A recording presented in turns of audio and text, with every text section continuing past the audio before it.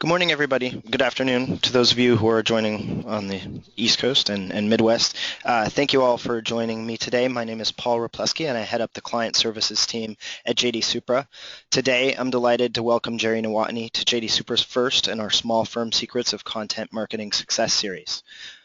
We'll have time for questions toward the end of the program, and you're welcome to post those questions in your webinar panel at the bottom, sort of the bottom of the GoToWebinar panel there, and we'll certainly get to those as they come in. For those of you who aren't familiar with JD Supra, JD Supra helps business writers find expanded audience for their content. It's kind of like a matchmaking service for each article you write. You're welcome to reach out to learn more about what we do and how we do it at the end of the program. Last month, we published our 2016 Reader's Choice Awards, which recognizes the most well-read authors among 34,000 who published content on JD Supra last year. Gerry was one of the 5 most well-read authors within the estate planning category, which is one of the reasons why we have him here today. And with that, just want to welcome you to the program, Gerry. Good afternoon to everyone. One of the before getting into asking Gerry to share all of his, well, hopefully not all of his secrets with us, but learning more from Gerry, how he gets into writing and how he's seen success through his writing, I just want to share a few of the things that I notice of Gerry's writing, from the outside. One is that he writes consistently about 3 to 4 pieces a month. The second is that he really stays within tax and estate planning, which is his area of expertise. And the third is the evolution of his content over time, that he continues to evolve the kinds of things that he's writing about, really reaching out beyond the evergreen sort of normal categories that we see consistently coming through. And more than being one of the best read authors, Gerry is also generating new business from clients, and I know that everybody on the call today is probably interested to learn more about that. Today's webinar is really designed to be more of a conversation than just showing you some slides. So with that said, I think we could get right into it. Gerry, can you tell us a little bit more about what kind of law you practice and how you got started as a writer? Yes, I have a law degree and a master's of law in estate planning from the University of Miami. Essentially, I think of myself as a tax and estate planning attorney with having spent a long time in financial services. Actually, before and after I became a lawyer, I had, essentially a pretty extensive background in personal financial planning, and both as a JD at Miami, I probably took 24 hours of tax, and then, as I recall, the LLM program at Miami, at least at that time, was very tax-oriented. So I kind of feel like I took every tax class the University of Miami had in its curriculum. So, but generally, the thrust of how I see myself and how I position myself in the marketplace is largely focusing on individual reduction and deferral strategies for high net worth individuals. Sorry, here I'm back. Sorry.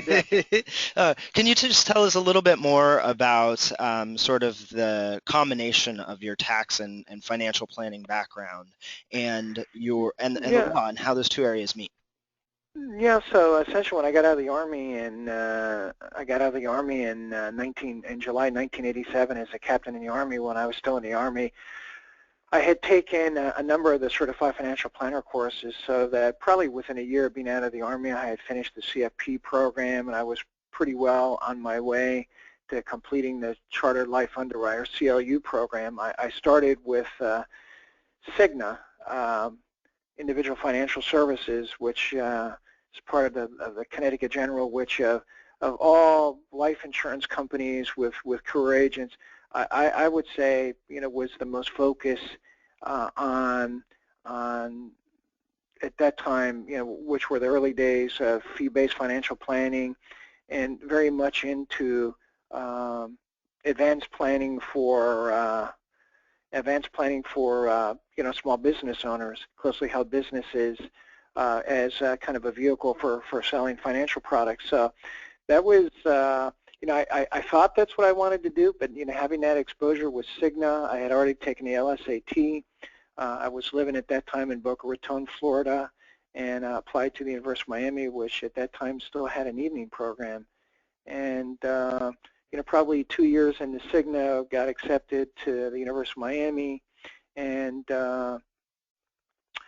started the evening program just because of the commute difference from Boca Raton to Miami. I worked with the National Life of Vermont Miami agency for most of my my law school. So I worked in the insurance business by day and went to law school at night. So in that realm, it really gave me a pretty good overview of estate planning, and it's my view that particularly in the small pension market that that life insurance companies are have been, particularly National Life, we're very active in that. So with the benefit of a bunch of tax courses, the benefit of having completed the CFP and the CLU programs, and and actually working in that market, it really gave me a good overview as really to kind of build on what I was already doing as a non-attorney, and I stayed with financial services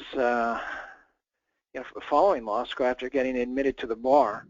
And when post 2008, my 2008 kind of hit me around 2010, 2011, and my wife looked at me and said, you can either get a job, and I figured, I'm too old, I've been out of the marketplace, the chances of making what I had made in corporate America were limited, and as a Florida attorney, living in Connecticut, and doing the things that I was doing as a financial service professional, I thought that really the design would be and it was kind of, in 2012 before tax reform, I thought really I could see the writing on the wall that really the focus and interests of people would be from estate tax planning into really more income tax planning.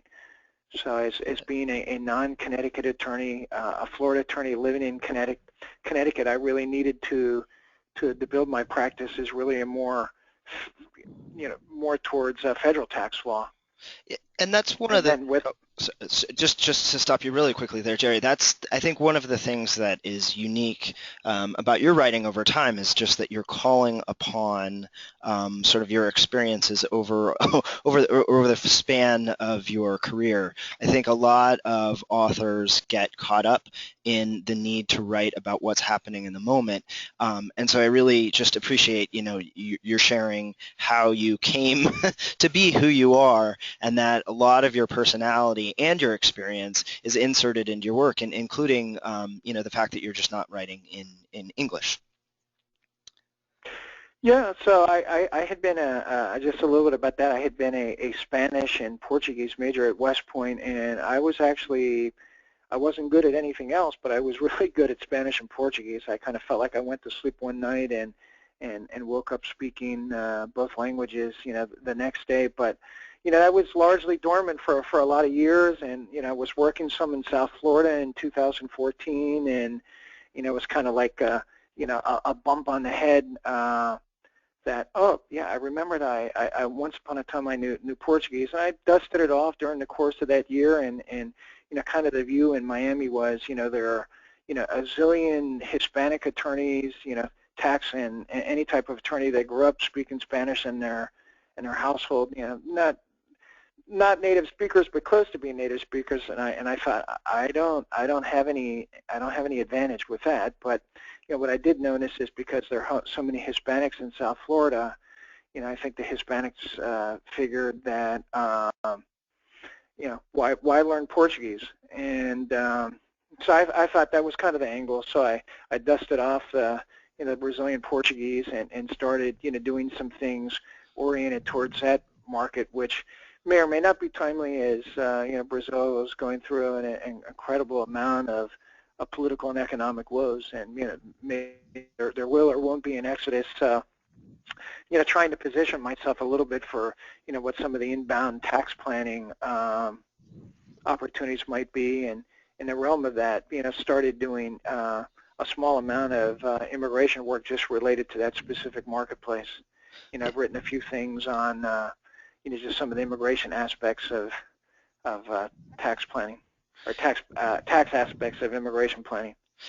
And that I think gets into two things that I'm really curious to hear from you. The first, which you kind of touched on, is just the resources that you are using. Can you tell us a little bit about where your inspiration for writing comes from?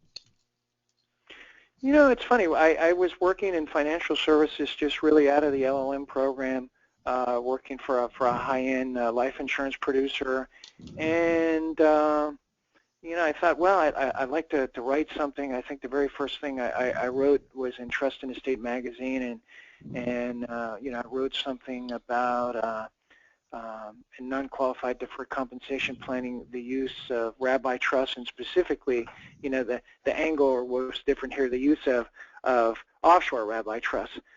So that was the very first thing that I had written. And I wrote a couple of follow-up pieces, and at that point I wasn't practicing law. So from a commercial standpoint, I can honestly say I don't think, heard from some people who had seen the article but never really heard anything about it. I don't think anyone even bought me a Coke. Here's a Coke, tell me about your article. And, lo and behold, in 2004, when Congress had some major legislative changes in tax law regarding non-qualified deferred compensation, and specifically the use of offshore rabbi trusts. I don't know for certain, but I think I may have been one of the, I won't say the only because I don't know, but probably the only that ever wrote about that. And lo and behold, people, apparently must have seen that idea and and run with it hard, to the point that Congress was willing to put in to change the law. And lo and behold, in the Joint Committee report on this area of law, they actually cited the article. So you never know what impact when you write, and you never know who's going to see it and what the impact is going to be.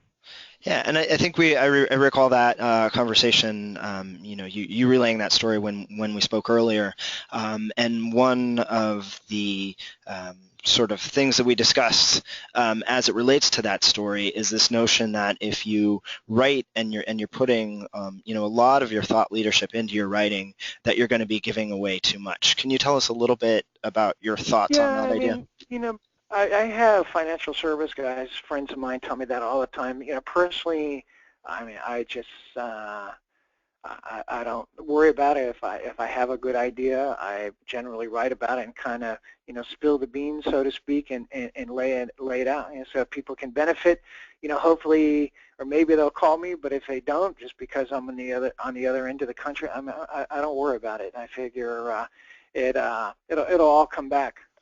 Right, and that was the second question that I had, following up on the question about resources and sort of where you're getting your inspiration from writing, which it sounds like, a lot of it is just looking back over the course of your career, both within the legal arena and outside of the legal arena, and thinking about how either things that you've experienced or witnessed impact, people's estates, but also drawing upon new information. Like I know you're currently writing about the Panama Papers, but just before jumping into that, can you tell us a little bit more about the returns that you're seeing for the work that you're putting out there? I've done a fair amount of writing. I've written in technical journals. I've written a lot in the Journal of Taxation of Investments. I've written in the past in Tax Management, Estate Gifts, and Trust Journal. I've written a few times in Trust and Estates. I can say in total sincerity that I personally have never had a return on my writing, business return on my writing better than I've ever had on JD Supra. The reality is, in those other magazines, the idea is probably you have other attorneys, who probably in all cases probably a better attorney than I am, or see the technical mistakes. But the point is, you don't have a prospective client calling you up. And I have said that in a little bit of what my investment is on JD Supra, I have gotten as a sole practitioner, people calling from the four corners of the country here, business that there's no way they would have known about me, but for the articles that I've written and the great positioning of those articles on the internet, by JD Supra. By comparison, I had for a moment in time, maybe a year or two, a blog, and I look, and it's tough to kind of feed the blog and to do new articles for JD Supra, and I just closed down the blog, just seeing that the amount of viewership I was getting and the response and the quality of the response on the blog versus what I was doing on JD Supra, just dramatically higher on JD Supra, and actually turning into business.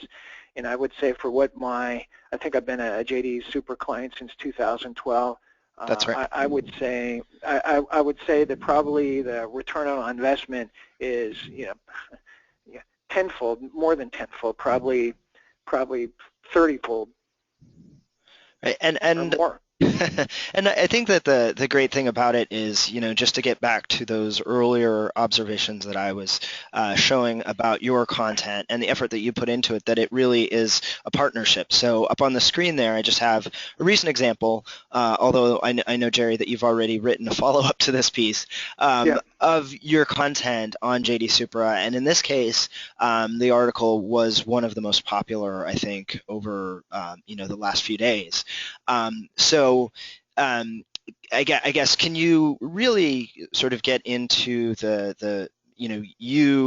I imagine, heard about the Panama Papers breaking on the news, or can you tell us sort of how that process works? So here's the point. I grew up in the Panama Canal Zone, and even though it's no longer the Panama Canal Zone, it's still home, and it's I kind of like a man without a country anymore. So just by definition, anything about Panama, being a tax and estate planning attorney, and touching offshore planning, and definitely being familiar with it, and seeing an article on this is caught my attention. And then I think there's a tendency, since I was never on Law Review, I think there's a tendency in a lot of legal writing to make it law review style type of writing, and that's well and good, but that's not what prospective clients read. So I've tried to gear my articles. Some are longer than others. So it's it's a style that's comfortable to me. It's a little bit bloggish, but at the same time, relaying technical information, hopefully in a readable way, and also in a number of the articles outlining strategies. So, not only here's the technical information, but here's, what you could or should do with it. So, for me, and the other thing I would say, one thing that I have is I see things, so I'm just naturally curious and creative when it comes to, tax planning, and sometimes just looking for, finding new ways to use the same technique. And I would say that maybe part of that is a little bit, the result of being around life insurance agents in the life insurance industry for so long, who are generally selling something that nobody wants to buy. So, they're much more creative than the typical financial service professional. Right. And so their creativity, I think, is something I was probably naturally that way, and and I think that's probably in financial services, one of the things that appealed to me as well. So I think I carry that. I think I carry that with me into law. Right. I think one of the common sort of mantras that we hear often in the legal marketing community when you're working directly with an attorney is that you want to find the thing that resonates most with their personality, their style, their experience. And not everybody is going to want to, do speaking engagements, and not everybody is going to want to write. And then even within writing, there's different styles of writing that fits. And one of the things I appreciated, again, about sort of our prep call was just the way that you were describing your writing process, and that it's not only your goal to generate new business from the writing process, but it also helps you as an attorney or a professional. Can you tell us a little bit about that? Yeah, so I think the point on the learning is, certainly doing an article and, any of the the technical research or the checking and the citations. So it's always an opportunity to kind of revisit a certain area of law. One, to make sure that you're correct, and two, that the idea is supported, and three, seeing something that maybe you forgot or had overlooked in the process. And then to get back to the earlier conversation about when you first started out, can you tell us a little bit? And I think this just goes along with you being a naturally curious person, but can you tell us a little bit about sort of what got you interested in trying social media? Because I know for a lot of attorneys and legal marketers alike, social media content marketing is sort of new. It's not not necessarily been tested by those within the firm or externally. But can you just tell us a little bit about that and your process around it? I think as I was practicing law more and really making a transition from financial services, pretty much exclusively in the law, I figured, I've got the dilemma that I'm a Florida attorney, living in Connecticut. What can my, and without really the interest or the time of taking and studying, not that I could pass another bar exam, and trying to say, what are kind of the areas, what are kind of the topics, what do people need, what are they interested in, and how do I get the word in there? And I'm still, I think I had bumped into JD Supra, and it just, not even a lot of research, but I think just kind of the gut instinct right away is that this is what I need. I mean, because if I'm sitting in my office in Avon, Connecticut, how do people even know that I'm alive? Doing these articles and these technical journals, which I still do. Maybe I wonder why I still do that. Maybe it's kind of like, gee, the law school made a mistake by not having me on law review type of thing. But I don't get anywhere near the business return that I do from the stuff on JD Supra, and they take the stuff and however you do it and wherever you send it, it goes to places that people see and read it. And I just make that distinction versus. There was a guy that I grew up in the Panama Canals, and his mom was my 7th grade biology teacher, and this guy's dad was the Surgeon General for the president of Panama, Noriega, when Noriega was in power. But he went to the Air Force Academy as an American citizen. He did really well there, and I just kind of looked at what he was doing on the internet. He's excellent at the internet, and I thought, I don't need to hire a consultant. I just need to look and do what he does.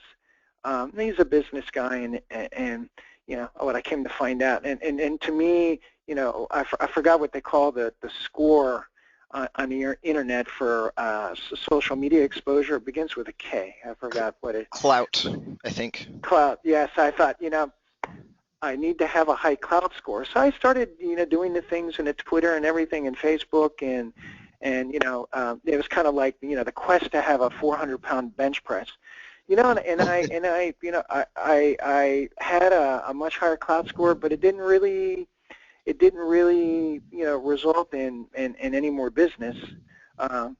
And to me, it said, it's not, how much in the different media. It's just. And I thought, kind of stick to, it's kind of getting, your message, which if it's a special message, to the right people. And, for me, not to beat this drum, but it just, as Henry Kissinger, that just happens to have the benefit of being true, that, it's really been doing, the style of article that I do, which is comfortable for me to do. I can do it fairly quickly, and then I've looked at the number of views, from the time I started JD Supra to now, and I guess might be 365,000 views. And if my mom were still alive, I would say that's probably my mom looking at my articles, 365,000 times. But but for the fact that I've gotten some decent business out of this. That, I mean, compared to when I mentioned I had my blog, and maybe in the course of a year I had 4,000 or 5,000, of which probably most of it was spam. Right. And Okay. Well, can you share a little bit about what you do with your content beyond just returning from Legal Marketing Conference in Austin? One of the presenters was talking about how a missed opportunity within legal is sharing links of your content out with others. So can you tell us, do you share your content in any other places, LinkedIn groups, or email it I out? do. I mean, after this cloud experience, I think probably the one thing that I try to do is to stick it in the different groups that I'm on LinkedIn. So, being a former financial service guy, and these are guys that potentially can drive some business. I try to put some of the articles in groups, where either financial advisors or life insurance guys, would be part of.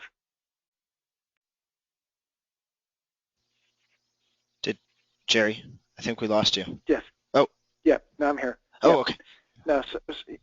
So what I was saying, Paul, is that I try to put the articles in my LinkedIn groups, and depending upon the article, what it's about, determines. So I've tried to coordinate my groups to all of the things that I as far as any of the technical areas that I might be touching. Like, for example, I have, from my financial service days, I've got a really strong expertise in private placement insurance products. And, things that I do related to that go to certain groups. If I write something related to, for example, tax benefits of Puerto Rican residency, that goes into a different group. If I write something on, something in Portuguese, I stick it in a group for, with Brazilian lawyers. And I think that that's a really interesting and one of the things I don't want to forget to talk to you about, because you are, a small firm, obviously, your own small firm. What kind of, in terms of the world or nationally, what kind of regions are you targeting? Are you looking to attract business from just a specific region? And are there things that you do within your writing that help you attract the people that are best suited? Are you doing in-person meetings with clients? Can you tell us a little bit about that sort of process of finding clients and then the intake? Yeah, so I think something that I've used a little bit, I'd like to use more, in the future, is the use of with the technology, just the ability to use Skype or other programs that are similar to Skype, that you can sit in your home office and talk to your client anywhere in the world. So I think that's a benefit. I think generally, since I live 2 hours from Boston, 2 hours from New York, and historically over time I've done a fair amount of business in New York. New York is probably one of the few places where I can and do have in-person meetings. Otherwise a lot of the business is, believe it or not, is I've never, or I've met the clients well after the fact, after I've done the business with them, but it's like, we saw your article, we followed that with a phone call, you talked to me about my situation on the phone, you didn't charge me a fee for the initial consultation, we were pretty free and open as far as exchanging information. I'll say to the person, if you think it's appropriate, do you want me to prepare and send you an engagement agreement? They say yes, and then they send it back, and thankfully they send money, and you're off to the races. And again, I think that that's a really great sort of intersection with the ability of a small firm to be flexible so that you're not stuck within a certain rigid system, that you're going after business that you want to attract, that you've identified through your writing, and then that you're using technology so that you're not limited to needing to present an engagement letter in person or something like that. That you Yeah, can, yeah, sorry, go ahead. Paul, on top of that too, I very much consider myself a pretty low-tech type of person. I'm pretty unmechanical, and I mean, even with the technology, I would consider my use, pretty basic use, But I have the blessing and good fortune uh, to find something like JD Supra that is a wonderful way of kind of putting stuff out there in the world, to readers, and thankfully, people read the stuff, and when they're, when you're John Doe, the businessman, thinking like, I know I live in Dubuque, Iowa, but maybe living in San Juan might not be such a bad thing, and then see my article, do some research about that, and then follow up with a call, and maybe the initial step with the client is just doing a tax planning memo, just to kind of look at the options. Can you give us some advice for anybody who is looking at either getting back into the writing process, or somebody who's just starting out? Just your top 2 or 3 pieces of advice for how to actually, because I think one of the things, there's the facing technology, which can be a challenge for a lot of people because it's hard to get used to things, and technology, especially communication, changes so quickly. So there's a technology obstacle, but then there's also just the writing obstacle, which I think you're fighting in some ways. You're fighting your own self because you might not believe that the work that you're producing has an audience that would be interested in reading it. So can you give a few pieces of advice on either or both, I guess, overcoming the technology hurdle of being afraid sort of trying new things, but then also how to sort of get the ball rolling to actually produce content?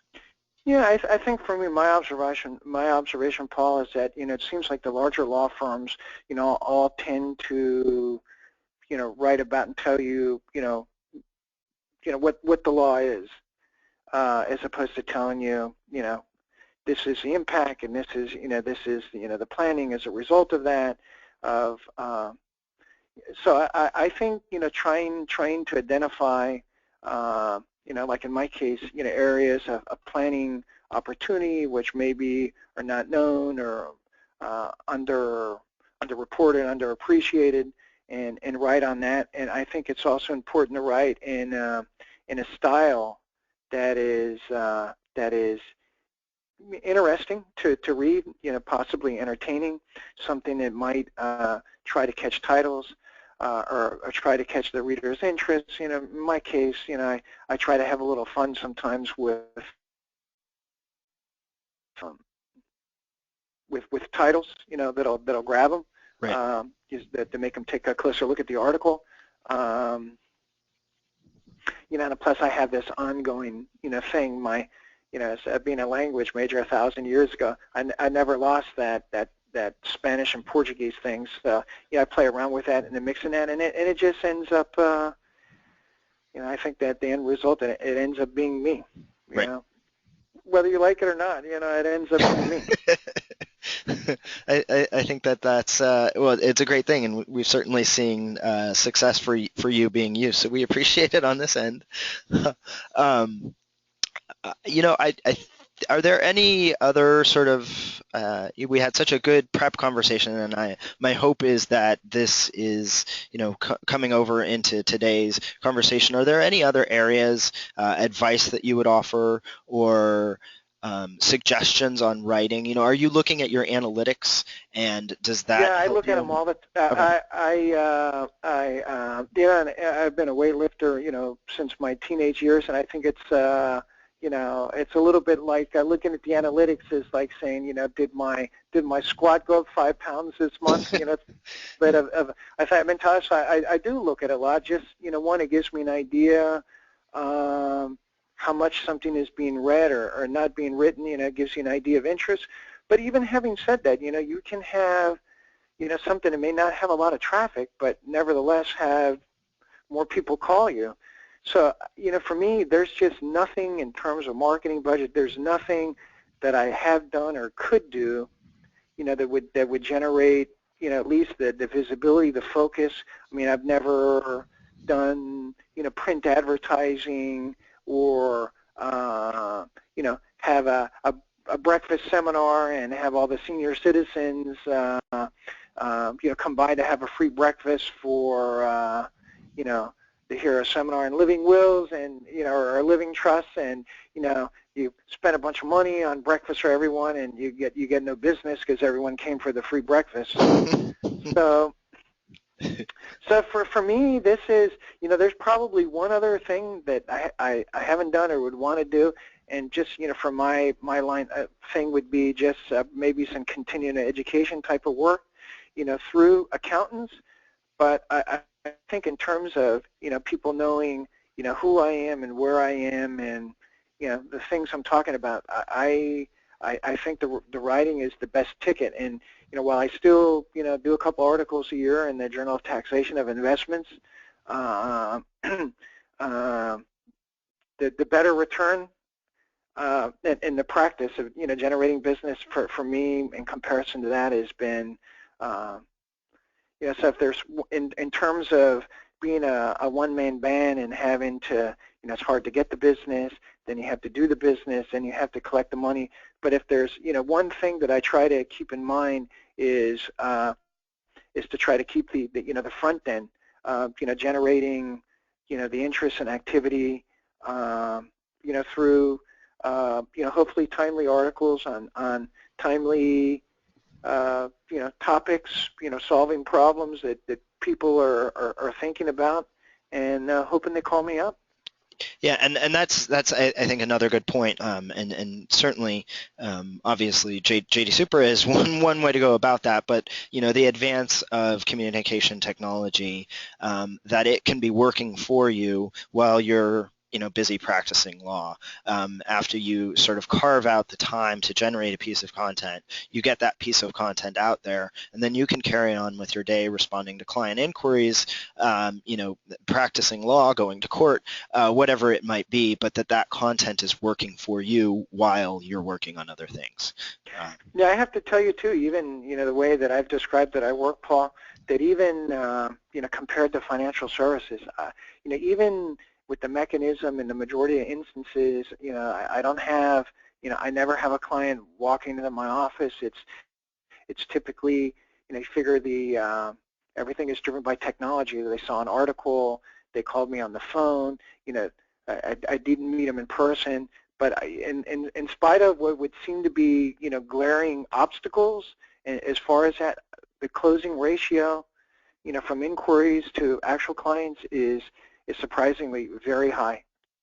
And there may be something to the idea that, you would think, yeah, anybody can write anything and put anything on the internet. It's not the same as being in the Harvard Law Review or something like that. But the fact of the matter is apparently clients don't care. And, they see it, and if you wrote something, then, maybe, maybe you must be some sort of expert in something like this. At least I'll pick up the phone and call you.